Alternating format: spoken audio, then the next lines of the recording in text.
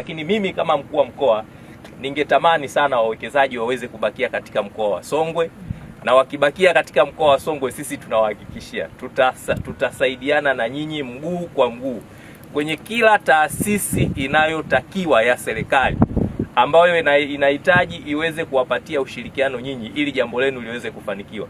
Sisi hilo jambo tutalibeba, litakuwa ni la kwetu sisi. Lakini jambo lile ambalo linahitaji wananchi wenzangu wao wako tayari kama mnavyowaona.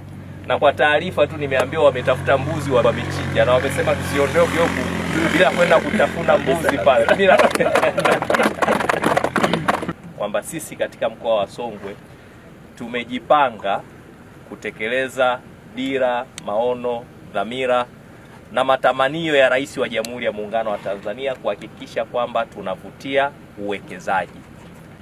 Na tunajua sasa hivi tunatekeleza mkakati wa ajenda 10-30. Tunataka ifikapo mwaka 2030 kilimo chetu mchango wake ufike kwenye 10%. Lakini mmekuwa mkisikia kwamba kuna dira ya maendeleo ya taifa ambayo hivi karibuni Mheshimiwa Rais aliongoza Watanzania kuiandika, ambapo tunataka ifikapo 2050 taifa letu tuweze kuwa na uchumi wa kipato cha kati cha juu, lakini pato la mwananchi mmoja mmoja lifikie sio chini ya milioni kwenye 20 huko kwa mwaka, ambao ni dola kama 7,000 hivi kwa mwaka mmoja kwa mwananchi mmoja mmoja ifikapo mwaka 2050. Ndio malengo ya serikali hayo. Sasa huko hatuwezi kufika bila kuvutia uwekezaji, kwenye viwanda, bila kukifanya kilimo chetu kiweze kukua.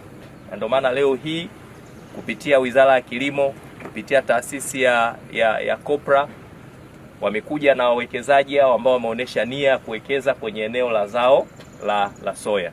Lakini eneo letu hili kama mnavyoona inapitiwa na barabara kuu hiyo inayounganisha mkoa wetu wa Songwe, lakini na mikoa ya Rukwa pamoja na mikoa ya Katavi. Lakini tuna mradi wetu mkubwa huo wa umeme, lakini kuna kituo cha kupozea umeme hapo ni karibu tu, lakini hapa pia tutapitiwa na zile laini kubwa kwa ajili ya kupeleka kwenye haya maeneo, kwenye maeneo ya viwanda. Lakini kwenye maji kama tulivyosema, kuna mto tumeupita tu hapo karibu, ndio ambao utatumika kwa ajili ya kutekeleza mradi mkubwa wa maji. Kwa ni eneo ambalo tumejipanga liweze kutumika kwa ajili ya shughuli za viwanda. Sisi kama mamlaka tuna jukumu la kiusimamizi kwenye haya mazao na kuweza kuona jinsi gani tunachechemua maendeleo kwenye zao hili la soya, na jambo moja ambalo ni muhimu kabisa na ni kiini ni kuweza kuhakikisha tunapata uhakika wa soko. Kwa hiyo katika juhudi zetu mbalimbali tumeweza kufanikiwa kufanya kazi kwa karibu sana na Gatsby Africa ambao wenyewe wamekuwa kinara katika kuona jinsi gani tunaweza kushawishi wawekezaji kwenye mnyororo huu wa thamani wa soya. Leo tumekuja na kampuni ya Mount Meru tukiwa na wenyewe kabisa wawekezaji ambao wamekuja kuangalia maeneo mbalimbali ndani ya mkoa wa Songwe. Kikubwa ni kwamba tuhakikishe tunapata soko.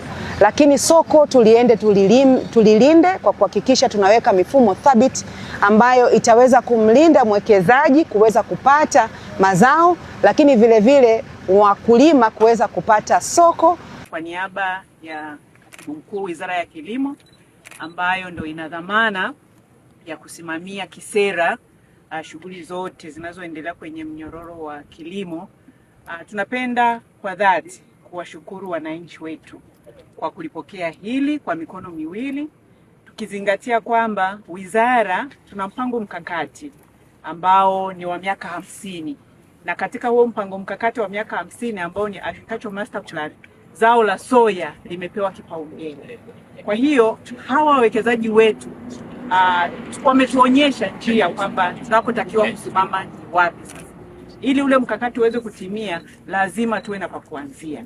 Na ili tuweze kuanza, cha kwanza ni soko.